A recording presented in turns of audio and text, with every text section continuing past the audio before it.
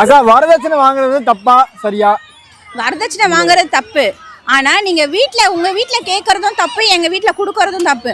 ஆனா நீ எந்த ஆம்பளைங்களும் வரதட்சணை வாங்காம கல்யாணம் பண்ணணும்னு நினைக்கிறவங்க 50% கம்மி தான். எங்க வீட்டுக்காரரும் வந்து வரதட்சணை வாங்காம தான் கல்யாணம் பண்ணிக்கிட்டாரு. நான் சந்தோஷமா தான் இருக்கேன். 1000 கோடி நீங்க கொடுத்து கல்யாணம் பண்ணாலும் பொண்ணுங்க சந்தோஷம்ன்றது அந்த ஆம்பளை கையில மட்டும்தான் இருக்கு.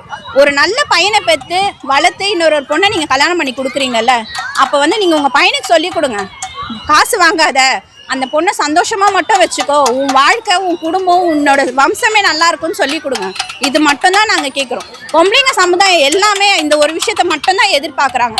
நாங்களும் பொம்பளை பசங்களை பெக்கிறோம், ஆம்பளை பசங்களை பெக்கிறோம்.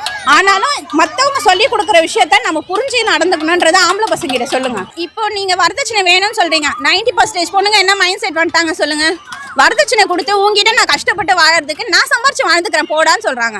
யாருமே இப்போ அப்படி கிடையாது.